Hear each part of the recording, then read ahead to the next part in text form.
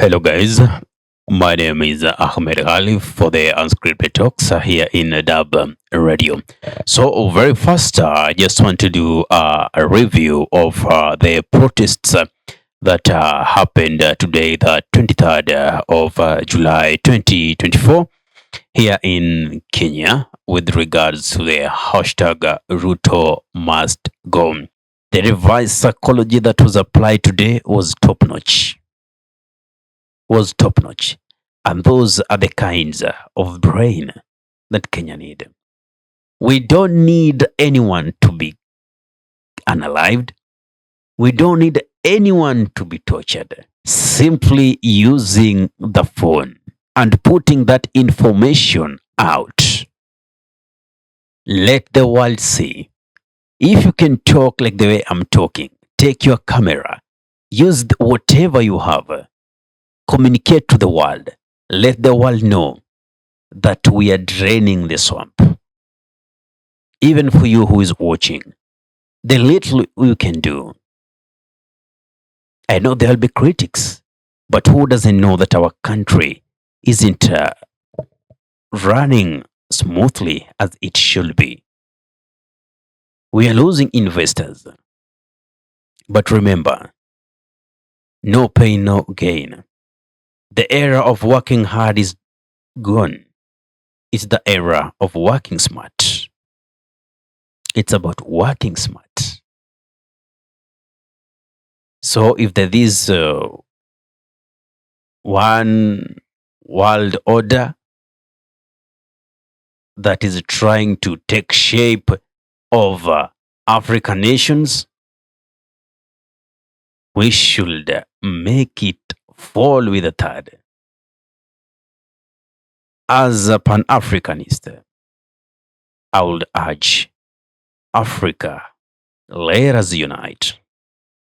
Senegal has shown us the way. Burkina Faso has shown us the way. Niger has shown us the way. The Sahel states, as they walked out of ECOWAS, who are just but puppets of the West. We can do it. Africa, we can become great again. Literally, Africa is very rich.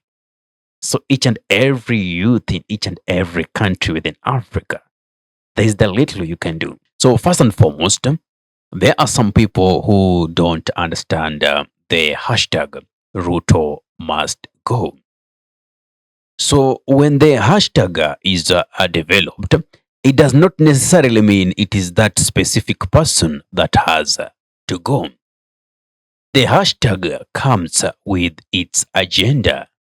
The hashtag comes with its demands. So when the hashtag Ruto must go is trending, it simply means it is he, William Samuel Ruto, to go either to willingly or unwillingly resign.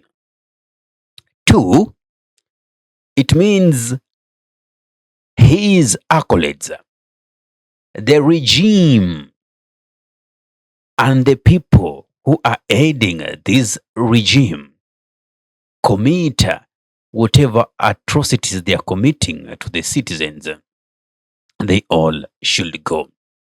Any perpetrator that is aiding this government to come up with laws that are unfriendly to the citizens should go.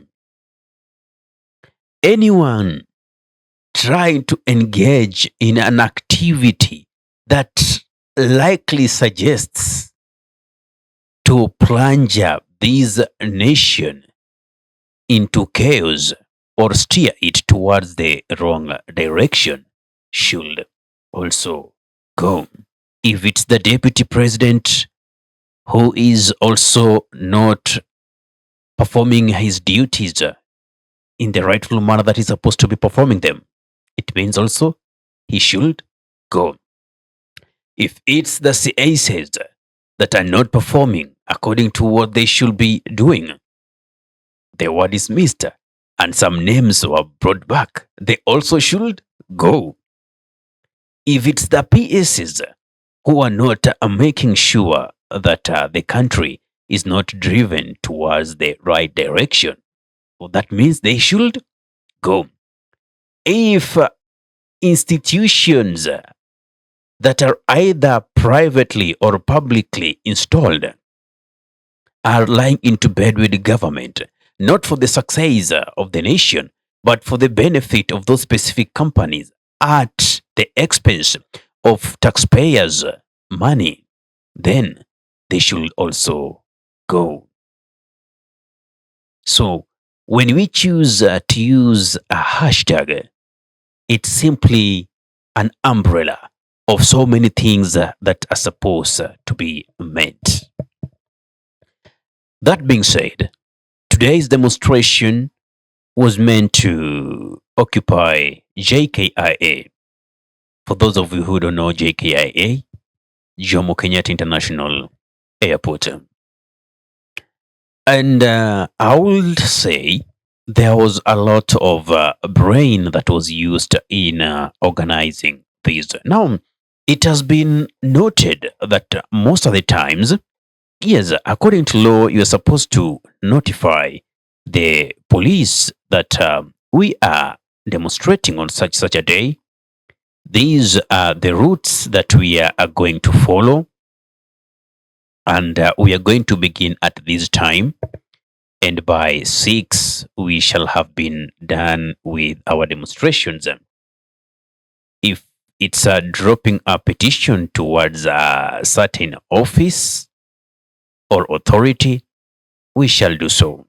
Unfortunately, here in Kenya, when you inform the police, it's like you have declared war on a specific day and you are telling your enemy, come, let us fight, and may the best team win, which should not be the case. We've seen most of the time the protesters are always very peaceful. Look, in the case of recent protests that have been happening, people are simply wearing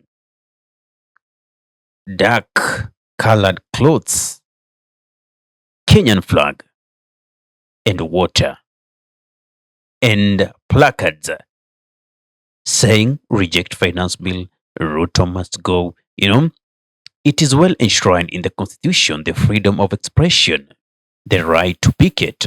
Tell us your mind. Unfortunately, what does the police do? The water cannons, the tear gas canisters are lobbied at the protesters. Even some end up losing their lives. Some end up abducted. Some people end up being tortured. And when they are released back to the society, you could see even as they do the interviews, you could tell they are not the same people before they were abducted, and atrocities and inhumane activities done to them. So today I saw a very different pattern. And these, I think, has been informed by the past protests that have been taking place. So my analysis is this. Since I'm not saying all, since most of the police know that whenever there are protests, it's about war. Now, the person you're fighting is your enemy. How do you go to war with your enemy? You already tell your enemy, I'll be waiting for you at this particular place. I'll stage my attack at this time and end it at specific time. You understand that? That can never happen. So, since the police themselves decided not to accord security to the peaceful protesters, there had to be a reverse psychology that took place, and that played so well today. All police contingents were all led towards JKIA. there was massive security at JKIA and its environs. Very few of the protesters actually went to protest to JKIA. Very few. But where were the multitudes? The masses were at the CBD, the Central Business District of Nairobi. I have never seen something like this. Oh, Gen Zs and millennials, you guys are so witty. You calculate your moves. You know how to play. This is like a chess. These demonstrations are like a chess. These are not those demonstrations whereby you could see people throwing stones and all that. These are demonstration of brains. And they managed to protest. And what intrigued, like in some parts, yes, we could see people throwing stones. What intrigues people to throw these stones are the police themselves.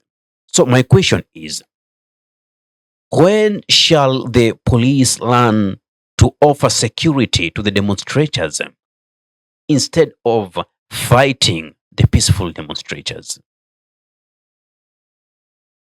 When shall the police not draw the line between rioters and peaceful protesters? Because it is so clear that you, the police, have decided to take peaceful protesters as your number one enemy. And after the protests, you follow them to their residential places, abduct them, and when people with the higher authorities are questioned with these, by higher authorities, I mean people in the caliber of the Inspector General, people, the President himself, the Minister of Interior, when they come to the national television, what do they say? Those who were abducted by goons because you claim no one was abducted. But now, how do you come to me, plain clothed, no identification, forcefully take me into a boot of a vehicle? You don't tell me where you are taking me. Hold me hostage for several days. Either I am found unalived, and if I am found alive, acts of inhumanity have been committed against me. Injuries, bruises, meaning the ultimate motive was to make sure at the end of the day I am unalived. Because even at the specific point whereby you are found is not a place whereby survival is guaranteed. Police, learn to treat protesters as your brothers. These, I mean, you police, you are our brothers, our sisters, our fathers, our mothers, our relatives, friends.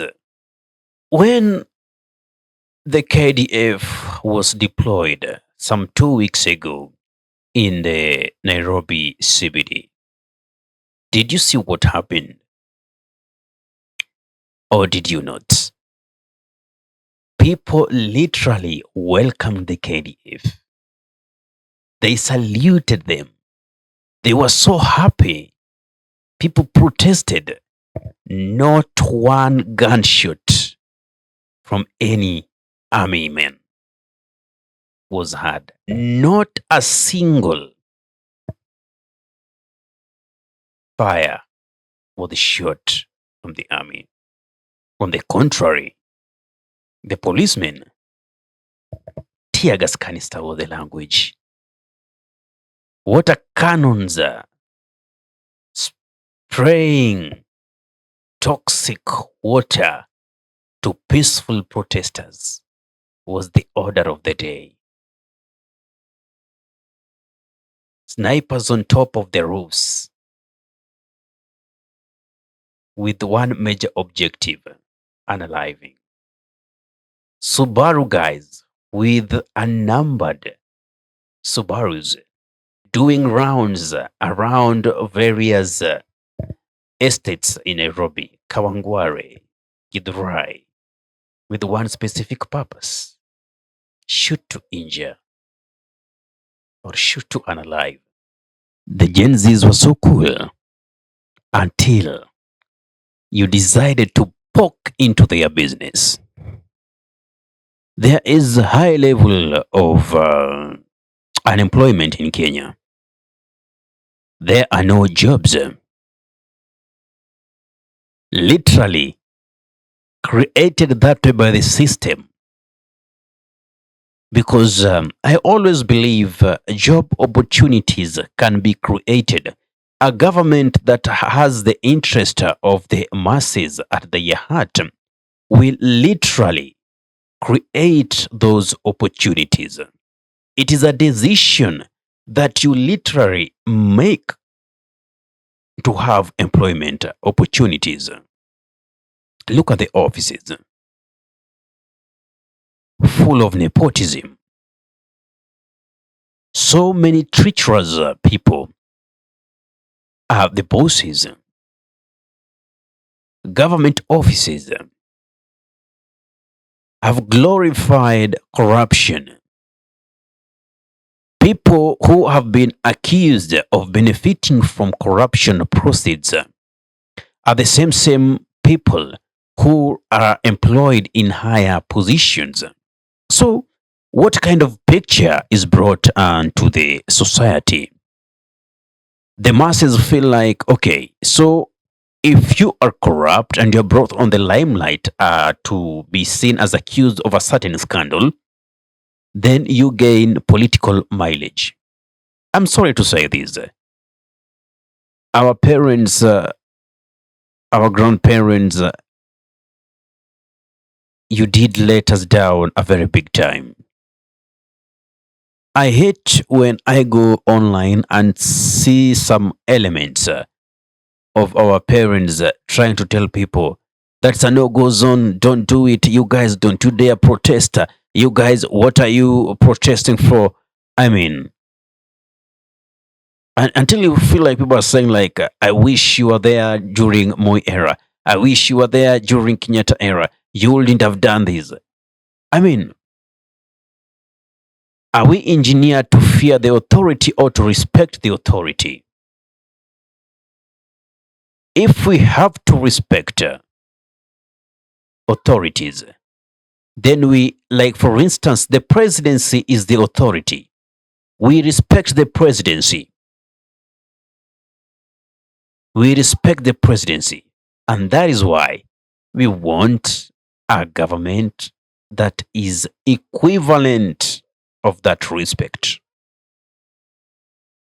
A government that will not demand that respect, but a government that will acquire that respect. A government that is responsible for each and every action it takes. Accountability, transparency, integrity. Those should be the core values in any driven institution toward success. Thumbs up for the Gen Zs and the millennials who turned up in their numbers to say no to dictatorship, to say no to bad governance, to say no to corruption, to say no to corrupt leaders who are being recycled to represent the masses in those high end offices. Now, for those who think that the youth are not winning, I'm sorry for you because they are winning. Do you know how much the government loses whenever there are protests of this nature? Today, there was literally a standstill at JKIA. Whatever money they would have made today, they didn't. That's a big loss. Whatever tax was to be collected within Nairobi, the CBD, today was cut off by a very big percentage. It was never business as usual. Whatever was remitted today was way below the expected. Because why should taxes be collected and millions of it end up in people's pockets? You understand that? So it's better the government not to get that tax than getting it and all going to benefit specific interests of certain people in the government, the so-called cartels. You cannot understand me if you are merely reasoning out from being a psycho fan. I might seem to be talking like I'm hitting so hard on this Kenya Kwanza regime. But neither am I saying that the opposition would have done better. I'm not here trying to say Raila Odinga would have done it better. No. Who doesn't know? Even the opposition themselves. They are betrayers. They are traitors. I'm generally speaking about the political elite. These are not your friends, the masses. They can never be your friends. They are elected on party vehicles. So number one is to go and champion the interest of their parties. Two, their own interests. You, as the common citizen, is below the list of priorities. I'm happy today we also saw Ugandan youths were out on the streets as much as they were arrested. But that courage to come to the streets and protest in a strictly dictatorial regime is an act of bravery. Ahmed Khalif is my name for the unscripted talks. Now, if you love content of this nature and you're watching from our YouTube channel, kindly subscribe and remember to press the notification button. So anytime that we are live or we upload content this nature, you'll be the very first person to be notified. If you're watching from Facebook, kindly follow us, view, like, comment, and share. Assalamu alaikum warahmatullahi wabarakatuhu. Kwa timba kali za Afrika, Dab Radio ndio mpango mzima.